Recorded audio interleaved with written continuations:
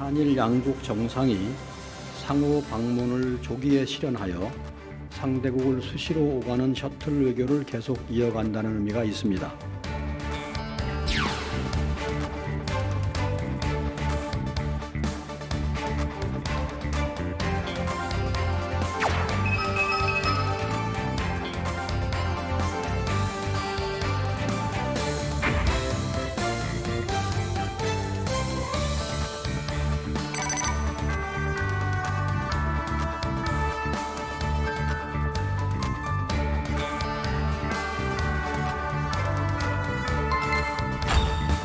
네, 이재명 대통령이 내일 일본을 방문합니다. 셔틀 외교가 상당히 속도감 있게 진행되고 있는데요. 먼저 이재명 정부 들어서 한일 관계부터 짚어주실까요? 네, 우선 내일 방문하시게 되는 이제 일본과의 정상회담은 벌써 이재명 정부 출범하고 6번째 회담이 되겠죠. 맨 처음에 이시바 총리와 캐나다에서 만난 적이 있고요. 네. 그리고 도쿄로 우리가 방문을 했었고 또 이후에 이시바 총리가 부산으로 방문을 했었죠. 이후에 일본에서 정권이 바뀌면서 다카이치 총리와는 3번째 만남이 되겠습니다. 경주 에이펙에서 10월에 만났었고 그리고 G20 정상회의에서 11월에 만났었고요. 그리고 이번에 3번째 우리가 나라로 방문을 하게 됐는데요.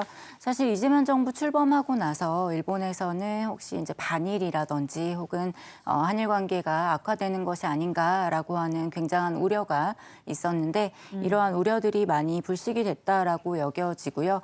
한일 관계에 있어서 굉장히 안정적으로 가져가고 있다 이렇게 좀 볼 수 있겠습니다. 네, 셔틀 외교 그야말로 반복적으로 오고 가는 그런 일정입니다. 이번 일정은 1박 2일로 비교적 짧은데요. 화면으로 주요 일정 설명드리겠습니다.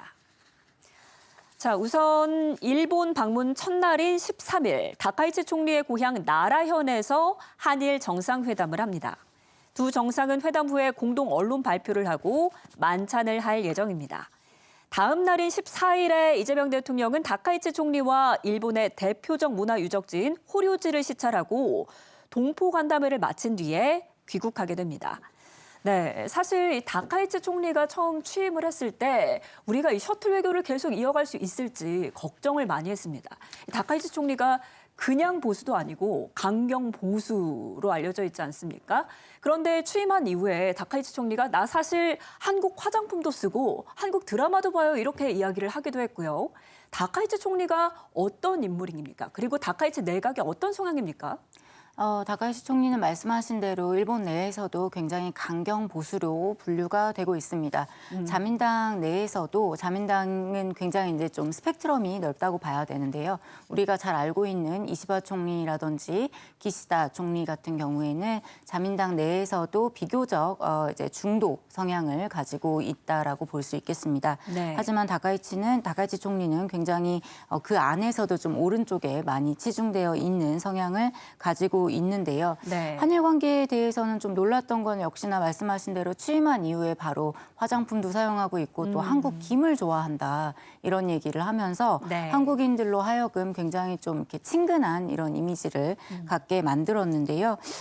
이후에 한국에 대해서도 지속적으로 나오고 있는 발언들이나 혹은 취하고 있는 행동들을 보면 한국이 굉장히 중요한 이웃이다라는 이야기도 하고 있고 한일 관계를 안정적이고 미래지향적으로 발전시켜 나가야 된다라고 하는 이야기를 하고 있습니다. 그래서 한국과의 관계를 볼 때는 비록 이제 원래 그 다카이치 내각이 가지고 있는 성향은 굉장히 강경하고 또 보수적인 부분은 분명히 있지만 그래서 이런 모습들이 취임 이후에 취하고 있는 여러 안보 정책 같은 데서는 상당히 발현이 되고 있기는 합니다만 네. 한국과의 관계에 있어서는 협력, 특히 이제 실익 중심으로 해서 협력하려고 하는 모습들이 보여지고 또 관계를 악화하는 것을 굉장히 막고자 하는 그런 모습들이 많이 보여지고 있다. 이렇게 좀 말씀드릴 수 있겠습니다. 네, 사실은 지금 일본도 한국과 공동 전선을 구축하는 게 절실한 상황이다. 이렇게 볼 수 있을 것 같은데요. 이번 이재명 대통령의 일본 방문 전에 국가안보실장의 브리핑이 있었습니다. 보고 오겠습니다. 작년에 경주 에이펙에서 다카이치 총리와의 정상회담 시에 다음에 셔틀 외교는 총리의 고향인 나라에서 열어보는 게 어떠냐는 이야기가 있었습니다. 이는 한일 양국 정상이 상호 방문을 조기에 실현하여 상대국을 수시로 오가는 셔틀 외교를 계속 이어간다는 의미가 있습니다. 다카이치 총리의 고향인 나라에서 양 정상 간 개인적 유대가 더욱 깊어지고 미래지향적인 한일 관계의 발전 방안에 대한 공감대를 확고히 하는 계기가 될 것으로 기대됩니다. 비록 1박 2일의 짧은 기간이지만 양 정상은 총 5차례에 걸쳐서 대화를 나누게 되며 한일 양국의 현안들에 대한 허심탄회한 논의를 할 것으로 기대됩니다. 네, 짧은 일정인데 5번을 만나게 되는군요. 비교적 짧은 시기에 이재명 대통령의 답방이 결정된 건데 셔틀 외교를 이어나간다. 이 자체도 의미가 클 것 같아요. 네, 맞습니다. 셔틀 외교 같은 경우에는 이제 노무현 정부 때 처음으로 이야기가 나온 것으로 기억을 하고 있는데요. 죄송합니다. 한일 간에는 죄송합니다. 워낙 이제 다양한 현안들이 있다 보니까 자주 만나서 논의를 하자 이런 차원에서 이야기가 나왔었고요. 그리고 그 이후로 양국이 이것을 지켜가고자 노력을 하기는 했습니다만 사실 우리가 최근에야 거의 뭐 한 달에 한 번씩 개최될 정도로 굉장히 자주 개최가 되고 있긴 합니다만 기존에는 무려 우리가 12년간 한일 정상회의를 개최하지 못했던 시기도 있었습니다. 이러한 것들을 통해 봤을 때 양국 간의 셔틀 외교를 통해서 정상 간의 신뢰를 돈독히 하고 또 양국이 굉장히 어려운 상황에 처해 있을 때 이 부분을 허심탄회하게 이야기할 수 있는 관계를 구축해 나가겠다라고 하는 의지가 강하게 반영되어 있는 것 같습니다. 네, 개최 장소를 들여다보면 일본의 지방 도시입니다. 나라현인데요. 다카이치 총리의 고향 그리고 지역구로 알려져 있는데 이재명 대통령이 이 장소를 제안했다라고 알려져 있습니다. 어떤 의미가 있을까요? 네, 에이펙 정상회의 계기에 한일 정상회담이 개최가 되었을 때 이재명 대통령께서 다음에 일본을 방문을 할 때 나라에서 하는 게 좋겠다라고 하는 것을 의견을 제안을 하셨고 그리고 다카이치 총리도 여기에 대해서 흔쾌히 수락을 했던 것으로 알고 있습니다. 나라 같은 경우에는 일본의 이제 지방 도시 나라현 같은 경우에는 이번에 개최하는 것을 한 3가지 의미로 좀 나눠서 살펴볼 수 있을 것 같습니다. 먼저 이제 무엇보다도 일본 총리, 현재 현 총리의 고향이자 지역구라고 하는 부분이 좀 크게 작용을 할 것 같고요. 국내적으로도 또 다카이치 총리가 이제 중의원 해산을 하겠다라고 하는 이야기들도 지금 나오고 있어서 네. 굉장히 큰 성과를 보여줘야 하는 시기이기도 하고요. 또 아무래도 지역구에서 하는 만큼 굉장한 지지 기반이 있고 또 많은 긍정적인 요소들이 있을 것이라고 봅니다.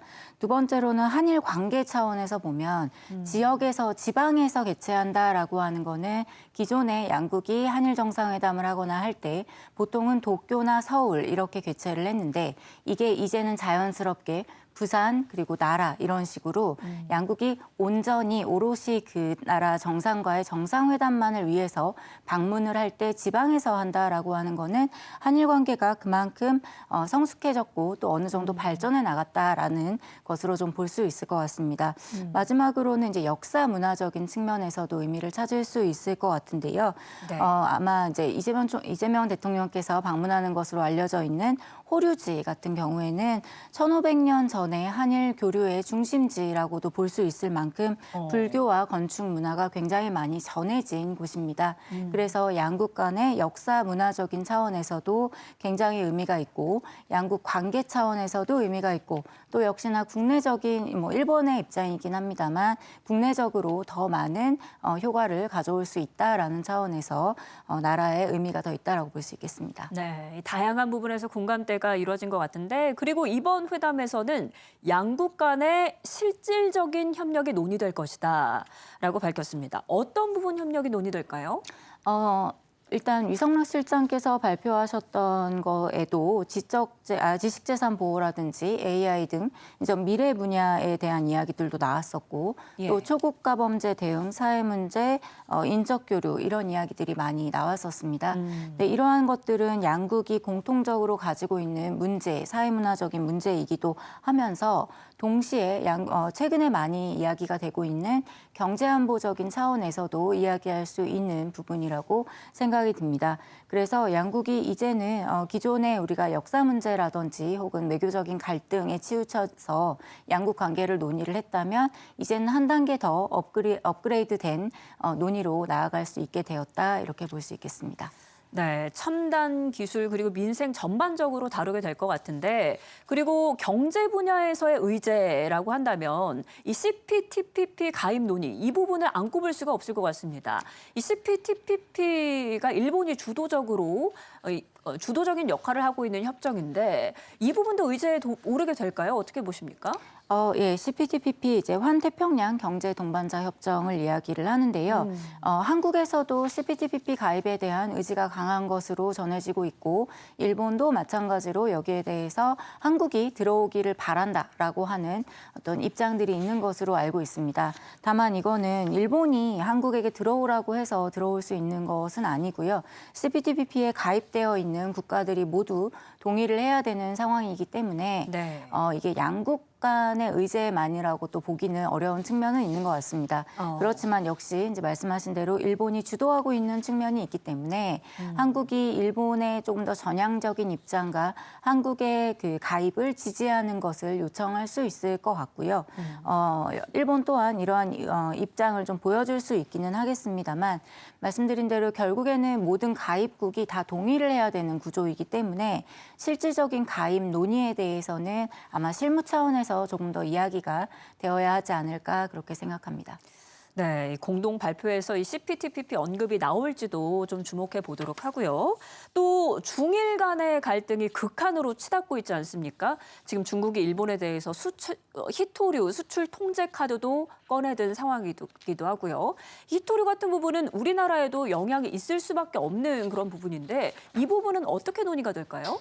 네, 일단 중일 갈등이 굉장히 격화되어 있는 상황에서 우리 정상이 지난주에는 또 중국을 방문하고 이번 주에는 일본을 방문하게 되면서 여러 가지 좀 역할을 할 수 있을 것이라고 하는 기대감도 좀 있기는 했습니다만은 특히나 그 안에서 이제 강하게 크게 현안으로 부상하게 된 히토류를 포함한 이중용도 물자를 제한하게 되는 이러한 상황들이 이제 한국도 중일 갈등에서 방관자라든지 혹은 관찰자만으로는 될 수 없다라는 것을 보여주는 것 같습니다. 경제적인 차원에서 볼 때는 지금은 이제 뭐 자급자족하는 시대는 아니니까요. 모든 것들이 다 연결이 되어 있고 결과적으로 일본에 대해서 수출 규제를 하는 것은 한국에게도 영향을 미칠 수 있기 때문에 여기에 대해서 직접적으로 중국을 뭐 이제 중국과 반중이라든지 혹은 중국의 대척점에서는 이러한 이야기는 하지 않겠습니다만 공급망 확보라고 하는 차원에서 양국 간에 논의를 할 수 있을 것으로 여겨집니다. 네, 지켜보도록 하고요. 그리고 이번에는 그간 자제해왔던 과거사 문제, 그리고 한반도 평화에 대한 논의도 이어질 것으로 보입니다. 화면으로 함께 보시겠습니다. 과거사 문제에 대한 인도적 차원의 협력 강화입니다.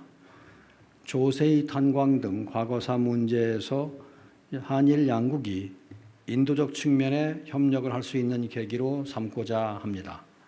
일본은 영내 평화 안정 번영을 위한 중요한 협력 파트너로서 급변하는 국제 정세 속에서 양국 정상 간 지역 및 글로벌 현안 관련 긴밀한 소통으로 양국 간 협력이 심화될 것으로 기대합니다.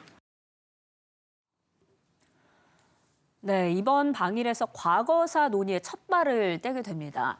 조세이 탄광, 그간 많은 분들이 잊고 지냈던 비극인 것 같아요. 우선 이게 어떤 사건인가요? 네, 이건 이제 1942년에 야마구치현에 있는 해저 탄광이 붕괴가 되면서 조선인 당시 강제징용을 받은 그런 피해를 입은 136명의 조선인과 그리고 47명의 일본인이 사망한 사건입니다. 네. 한국에서는 이제 모르시는 분들도 이제 뭐 있지만 또 굉장히 좀 이 문제에 대해서 문제의식을 갖고 진행을 진행을 해왔던 부분들이 있습니다. 하지만 역시나 다른 과거사 문제에 비해서는 상대적으로 좀 소외됐던 문제이기도 하고요. 정부 차원이라기보다는 민간 차원에서 여러 가지 노력을 했던 사안입니다. 여기에 대해서 특히나 이제 희생자 유해 수습 문제가 인도적인 이제 의제로 남아 있는데요. 아마도 이제 방금 이성락 실장께서 브리핑에서 언급한 것처럼 정부 차원의 유해 발굴 추진이나 혹은 DNA 감식 같은 것들을 좀 가속화할 수 있을 것 같고요. 공동 추모라든지 혹은 뭐 현장 정비라든지 이러한 조치를 추진하는 방향으로 좀 구체적인 합의가 도출되기를 기대하고 있습니다. 네, 미완의 과거사였는데 실질적인 진전이 좀 있기를 기대해 보도록 하고요.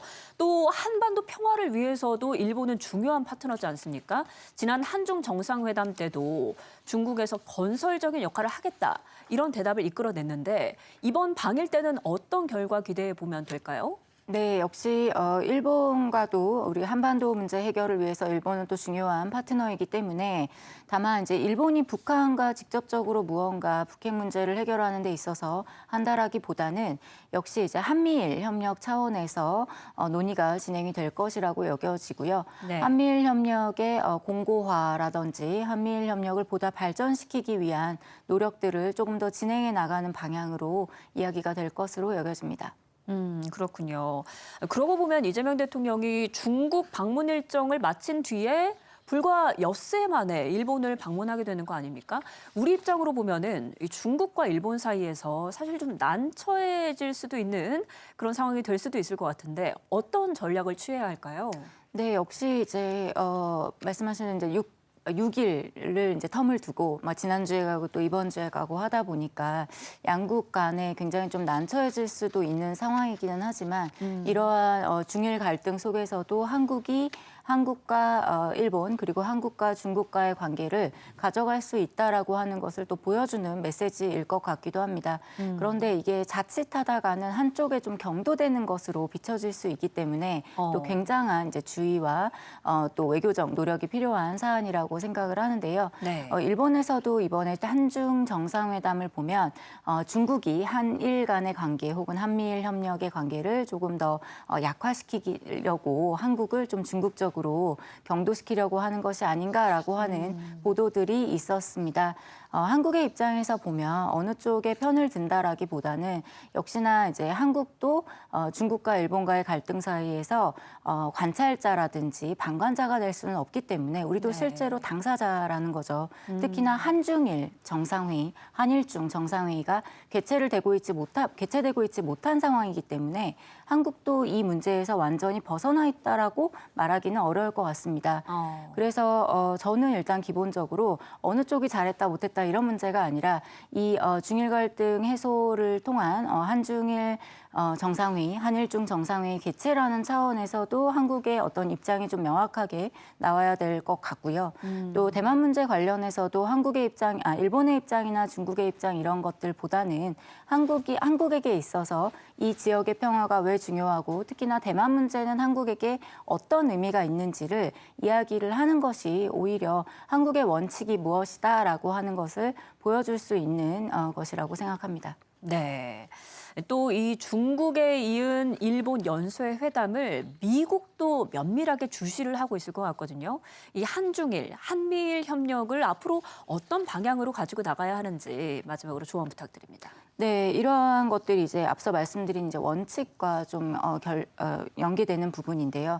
한미일 협력은 역시나 이제 대북 억지, 정보 공유, 미사일 방어 같은 것들이 이야기가 되면서 여기에 더해서 한미일 간에 또 최근 많이 추진하고 있는 공급망이라든지 혹은 신흥 기술이라든지 이러한 협력에 대한 이야기를 지속적으로 이야기를 하면서 중국에 대해서는 충돌을 방지하는 메시지를 좀 보여주는 것이 필요할 거라고 생각이 들고요. 한국이 이 문제와 무관하지 않다. 그리고 이 지역에서 주변국들 간의 어떤 갈등 상황이 이 지역의 발전 그리고 협력의 진전을 가로막고 있다라고 하는 어떤 원칙을 좀 우리가 가지고 있는 것이 필요할 것이라고 생각합니다. 네, 이번 방일 일정 속에 이재명 대통령의 실용 외교가 어떻게 구현될지 지켜보도록 하겠습니다. 오늘 이야기 여기까지 듣겠습니다. 지금까지 최은미 아산정책연구원 연구위원과 이야기 나눴습니다. 위원님 고맙습니다. 네, 감사합니다.